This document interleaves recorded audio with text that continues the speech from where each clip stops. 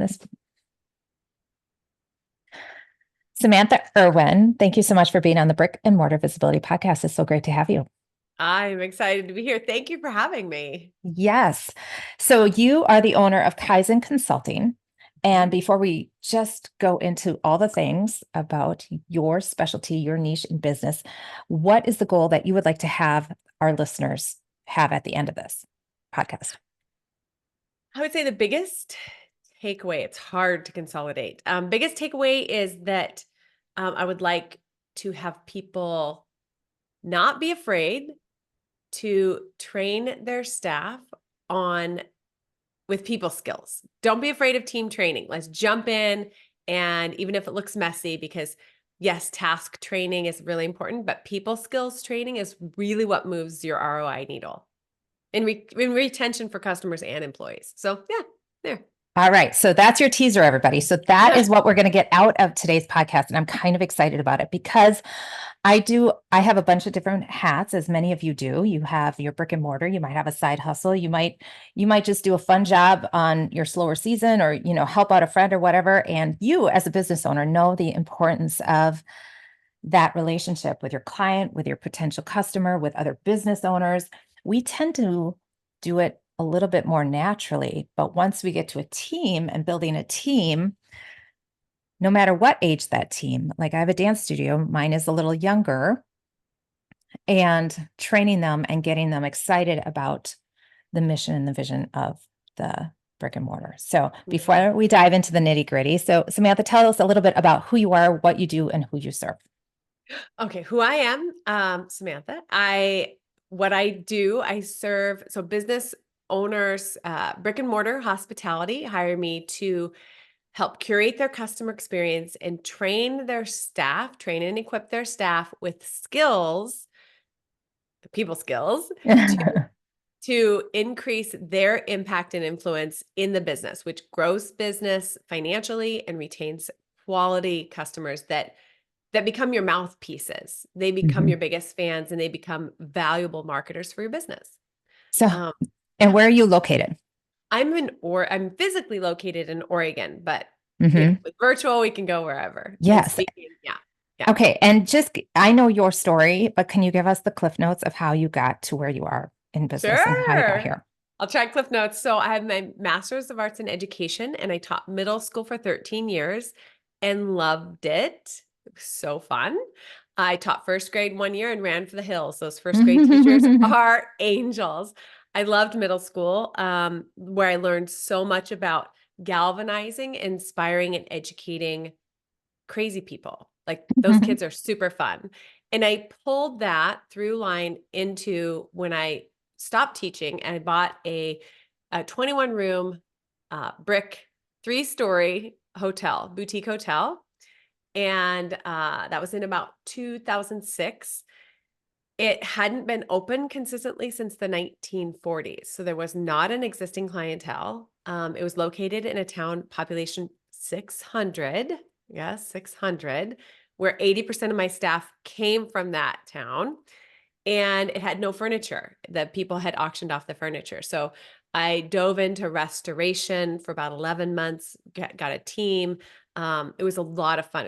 It's a beautiful building, and created a destination wedding event and boutique hotel. So had that for about 10 years.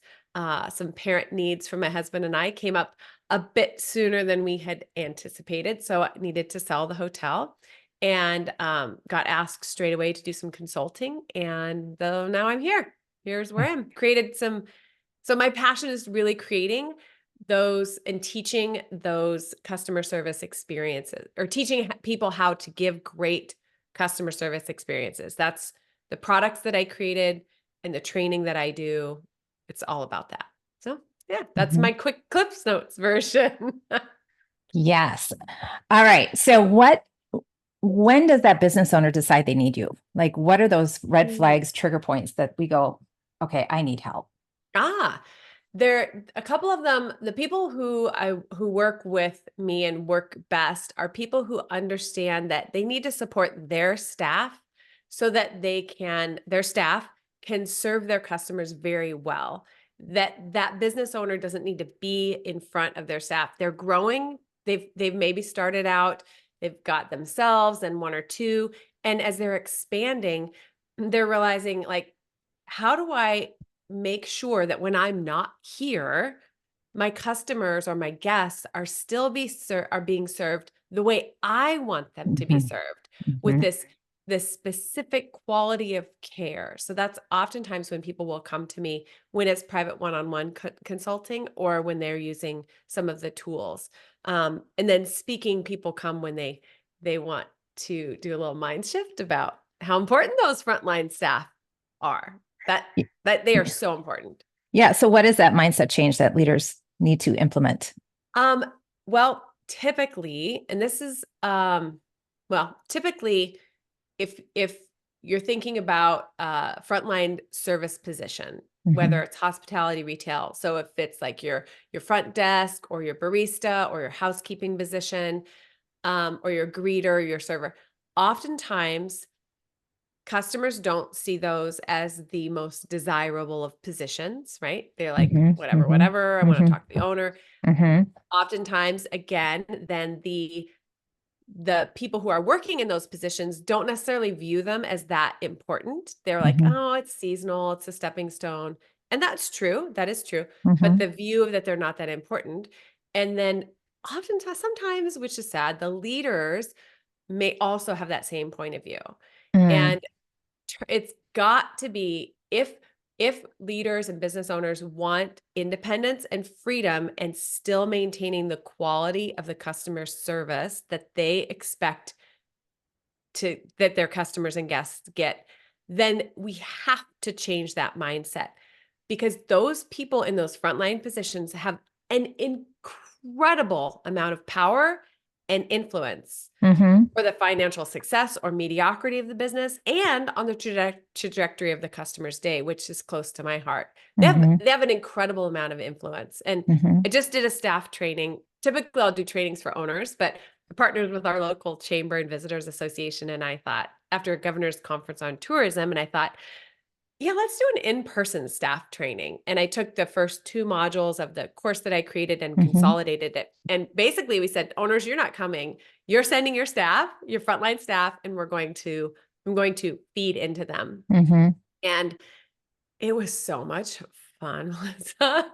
The feedback I got from an owner like 2 months later was, we tell the person, and we tell her how important she is, and we see how gifted she is at what she does, and how she's very intuitive and she's got a Mhm. lot of emotional intelligence skills. And Mhm. they tell her all this time, but they said after the training, right, it's somebody else telling her and leading her Mhm. through it in a different way. After the training, it was like a light bulb switched on, and they were telling me things that gave me goosebumps and made my eyes get all full of water, right? Mhm. To see that transformation. So feeding into those people, it it pays so much in financial, you know, profitability, and also peace of mind, so you can step back confidently. So I don't even remember your first So question, but I can got you off. lean into that a little bit more? So what was the business owner saying to the person that wasn't connecting or resonating in a way? Because I often tell my staff as well. I say, you guys have star power. Okay. So I have my business for 15 years. I was a solopreneur for many of those, like over half of them intentionally, because I didn't want to grow. I was a mom first. I had 5 kids and then life happened. And so I got divorced and then we grew the studio. So those are for those of you that don't know my story. So that's how that happened. And now I have a team of eight teachers and admin and everything. And you know, they do. I feel like my interview process is pretty good. I have a good gut and training the tasks and training them like what I expect in the studio. But to get them excited about the mission, the vision, and where we're going, that one's I struggle with, and I want them to be excited about it. But I mean, they work 2, 3, 5 hours a week. Yeah. So what did that person say, or what were you able to connect the dots for her better than that business owner? Yeah.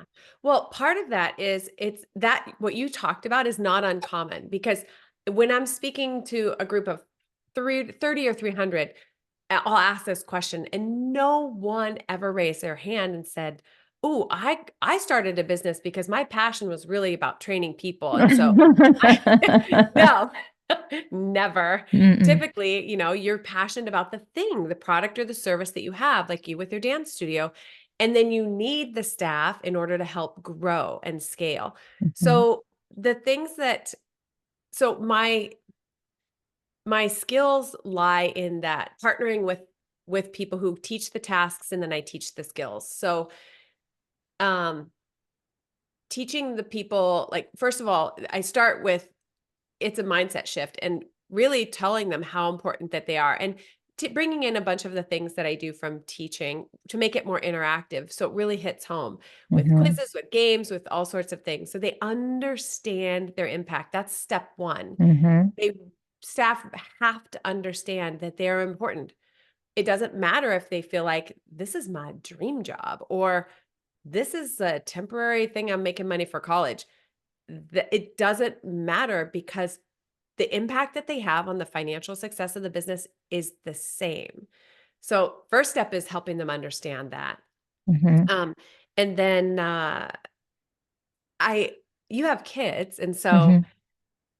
maybe this analogy will help people who have children. So, when you tell your children um, one thing, you're trying to get them to drink more water, whatever it is. Mhm. Like, you need to drink more water so you're not cramping. You need to drink more water so you're not cramping, blah, blah, blah.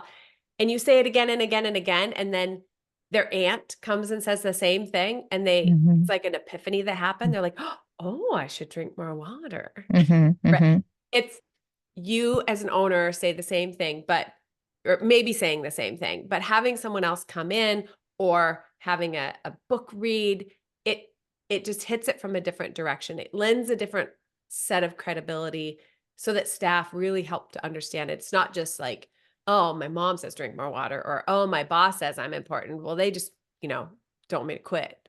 Mhm. So Mhm. yeah. So So, they need it. They need that constant reinforcement. mhm. So what can so thankfully I feel like I have a great team, and hopefully you all do. Like with small business owners, we have to be pretty like you Yeah. can't just, oh great, warm body, let's have you at the front of the house or whatever. Yeah. Like no, we're pretty particular. But what can we do to support, retain, or motivate these high performing people? Oh, I love that question. First of all, it's more than a pizza party once a month, right? It's showing them appreciation and feeding into them. Now, that can look like, if we come into a smorgasbord, you have a buffet table, you can choose tons of different ways to help them feed into helping them understand that and retain it. Like, a couple of examples, you can do a staff book read about hospitality or customer service, right? I have a training. You could take that and take your staff through that. Another way is you can, during a staff meeting, you might highlight the things that you want to reinforce. So if someone was particularly great at solving a customer's challenge, you use that and edify the person during that staff meeting, and then you're showing by example, like, this is how we fixed your f ups, your mess ups, Mhm. like, this is how we fix mistakes and not only meet our customers expectations but exceed them. So those are a few examples of what people can do. That's just kind of low hanging fruit. A book read is great, and then sharing those wins is also great. Those are easy to start with. Okay, you say that's easy. I would think that would Oh, be sorry. hard. Okay. All Okay. right. So to get my staff to read a book together, I think that would be hard because Okay. I don't know if I would, like doing a part-time job. My staff is part-time. So I don't know if I would at a part-time job want to read a book, although I have heard of other studio owners doing that, but I think they do it more with their leadership team. And that's where yes, we have a leadership team, but are they full-time or are they still part-time? And so how do you get people on board with something like that? With something like that? Well, what I did when I had the hotel is, the first I read a lot, and the Hmm. book that we started with was Hug Your Customers by Jack Mitchell. And it was fantastic. I ended up buying a whole bunch of books on Amazon, and then I asked my staff, because I thought, I don't know how fast people read, how slow Right. they read, if they're readers, right? If if they feel like they want to get paid. So I just asked them during a meeting. I said, look, would you like to get paid for reading this? I've come up with an idea. It should take about X amount of time, and then I can pay you for it. And to my great surprise, they said, no, we should read this. It will help us in our other business, in our other life, which it will. It'll help them with skills no matter what they're doing. And so that's how I kind of posed it. If people are not and so then let me back up. What happened was I thought, okay, we need to chunk it out so that we can talk about chapters, whatever, 1 through 5 or whatnot the first time, and then make it easy. And the next time we'll talk about chapters 5 or 6 through 10 during our next staff meeting. Because we ended up having them monthly after I was growing my business and I realized we needed to have monthly trainings. And to my surprise and delight, it was so much fun because the first staff meeting we had, they blew it out of the water. They're like, I couldn't stop reading. And they just were full of ideas. And it was a lot of fun. So if a book isn't the thing, it could be listening to a podcast about customer experience. It could be, I have a product called Creating a Culture Deck, which is weekly drip irrigation. So they're discussion cards with quotes or stats that make it easy for leaders to drip irrigate their people so that their people are learning about their impact and influence and how important they are. So hopefully, how's that? Does that Yeah. So you, answer your question? so you mentioned like a monthly training. So do you advise, like, do you help me understand that? Like, is that within like the meeting of everything else, or like, reason I ask is because of, again, selfishly, it's Yeah, part-time yeah. people. So getting them to commit to that staff meeting. Yes, we can do that. And then is it the first 10 minutes, we're just going to do a little training on this or talk about this. Yeah, Mhm. absolutely. Absolutely. Um, it doesn't have to be the full Monty, like, Mm, oh, we're jumping into a big training. It's just take mhm, the next step, take the next little step in incorporating something. So if mhm. I'm trying to learn dance, I'm not going to No. be on Yeah. stage, tomorrow. So I've got to first learn my posture. I mean, Mhm, I'm guessing this because I'm mhm, not a dancer, but I would like to be better. mhm, So it's just taking little bites and then giving yourself grace that it doesn't have to look or be perfect. It's just where we are intentional, like you teach being intentional with SEO and blogging every single month. Okay, mhm, that's a practice and a habit that you incorporated, not mhm, immediately, but you mhm, incorporated it with little mhm, steps. mhm, It's just taking that blueprint and focusing on customer service experiences. And that's it. Just a little tiny bite at first and then mhm, mhm, incorporating more and more as that little muscle gets bigger and bigger. mhm, I do want to take note, service is selfless. It's challenging and it's selfless because it's all about the other person. And it's making the customer, the guest, the member feel valued. And mhm, that is making people feel valued is a very specific, easily taught skill. That's 3 things. I'll just, do you want me mhm. to jump into it? Okay. Yes. Okay, so I teach this in the Power of People Academy. This is like there's introduction and then it's module 1 is first impressions. Yes. Um, it's 3 things. I call it the trifecta. It's eye contact, Mhm, smile, and a greeting.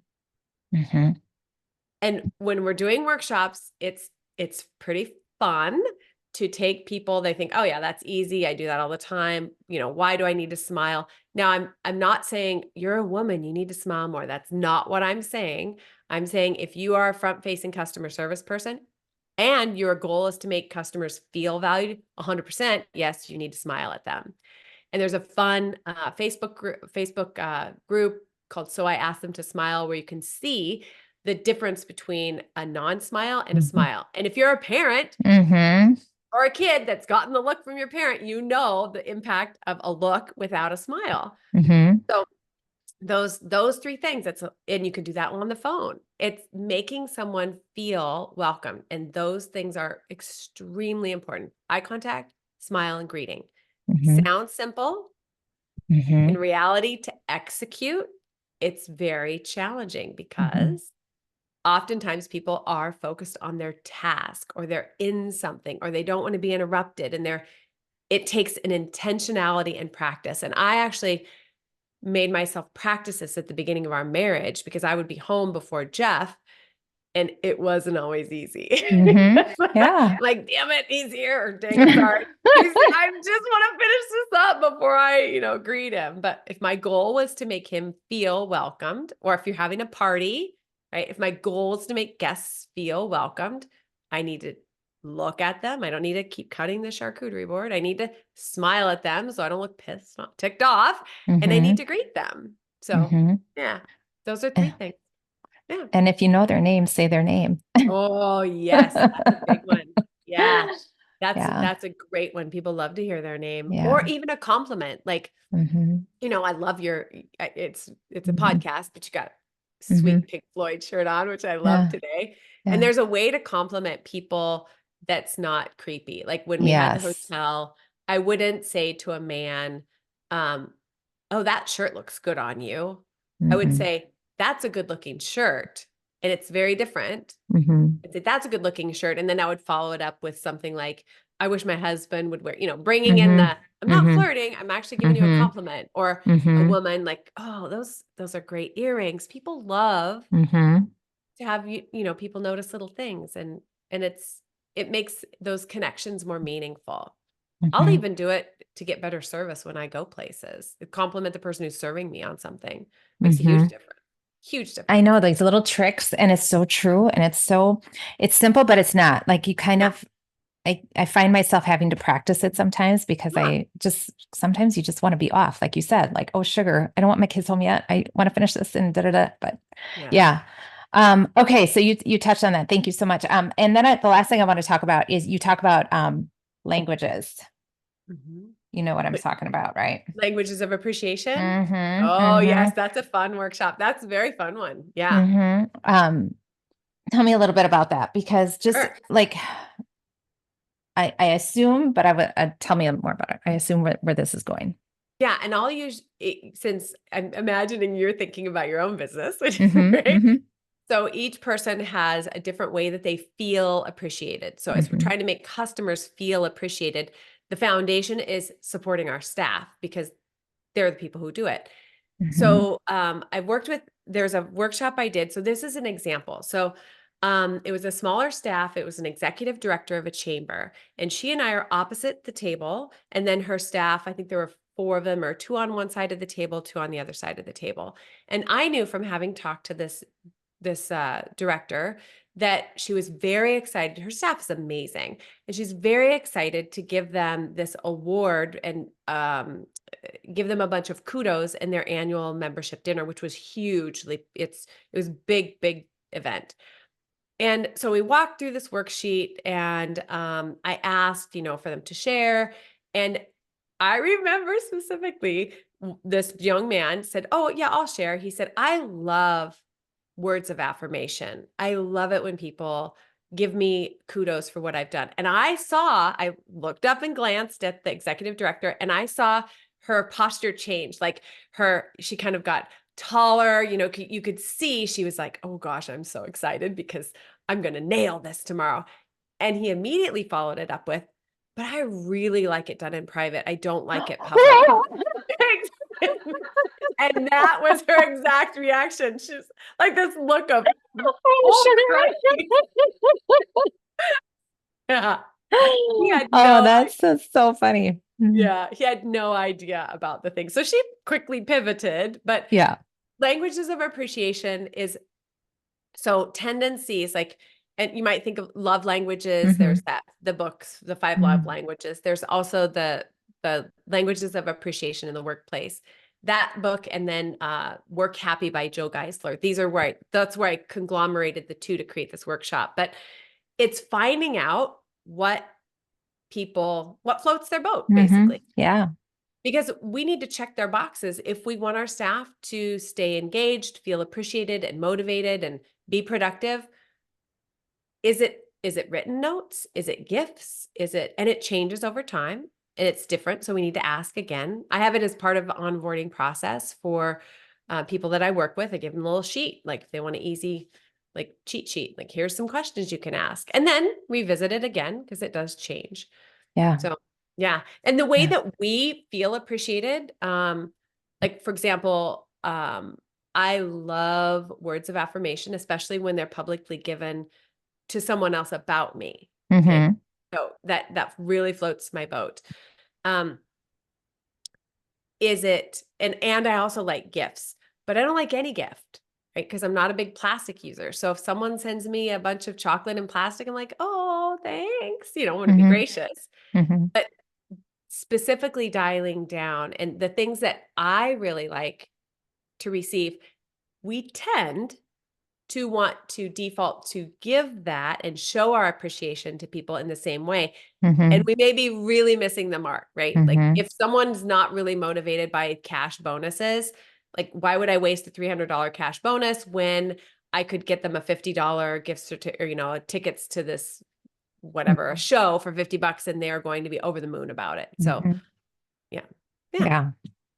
Yeah. It's just for me, that's such a good reminder just to check in as I like just renew contracts and talk with staff. And because you're right, it does kind of change based on season of life, where they're at and everything. But I am constantly surprised by who's not motivated by money. I'm like, Me what? too. Oh my gosh, me too. I Yeah. was so shocked when I had my team, when we had the hotel, how impactful a stinking handwritten note was to them. I mean, brought Mm-hmm. some of them to tears. And I thought, wow, that doesn't do it for me. But okay, if it's you, that Yeah. I will make it I will Yeah.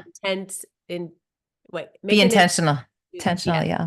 Yeah, Yeah. it's really interesting, and it's kind of I don't know, we remain curious and ask. It's always kind of fun to see. Mm-hmm. I think that base of curiosity is important, whether we are Yes. talking with our staff or modeling that with our staff, because then they model it with the customers, right? Like, Mm. oh, where did you get that necklace? Or, Yes. how's your kid doing or your dog doing, or whatever. It creates connection. It just creates Yes. connection. And that's powerful. That's Mm-hmm. powerful. Mm-hmm. Mm-hmm. So much goodness there that we could go off on rabbit trails with the connection and uh, um even with students, like I have students like littles and like training in my staff. I'm like, compliment what you want, acknowledge what you Okay. want. Don't acknowledge the bad behavior, acknowledge the good behavior, and then you'll see it ripple through the room like right Yes. away. Yes. That is so true. I did that with middle school as well. Middle school is Mm-hmm. crazy. Mm-hmm. And reinforcing, yeah, that is an important, I'm glad that you brought that up, because that's an important trait of a leader, is to be able to recognize what someone's individual talents and gifts are and then calling them out, Mm-hmm. and recognizing what behaviors you want and calling them out. So Mm-hmm. when you were talking about, oh gosh, it feels like a heavy lift to incorporate this into a staff meeting, just maybe a little muscle is calling out, like, this was great how you interacted with this child, or this Mm-hmm. was great, I heard from this customer, look at this Google review that we Mm-hmm. got naming you specifically, what did you do to get that? Mm-hmm. Those are just examples that raise gently and consistently raise awareness, and they change behavior, right? Mm-hmm. So if I'm yeah. Yeah. Yeah. So good. So good. All right. So let's get into your business. So what do you talk about what you do for people, how they can work with you, and wrap this up here so we Sure, can sure. tie So this bow. yep, tie this bow. I'm not a great bow tire, but I do appreciate a good bow. And I know people who could do it, so that's the important thing. Yes. So I speak. I love speaking about the power and impact that people have, about curating your customer journey. That's a very fun one. Mhm. So that's one of the ways that people can work with me. And another way I could do one-on-one individual coaching or strategy sessions to help curate the customer journey, or work on staffing support. And then some really easy, like do-it-yourselfer stuff. There's the creating a culture deck, which I have, that's over a year's content that's curated, because I saw a need for this. I had a need for it when I ran a hotel and had my own business. And I see a need for it with the people that I work with. Mhm. You're busy. And so this Mhm. is an easy tool you can bring out into your weekly meetings, whether Mhm. it's virtual or in person. And my favorite comment was, when a team leader, an owner of a business said, Samantha, we start our Friday morning meetings every week with this. And what's weird is that before we start talking about this week's card, they're talking about last week's card.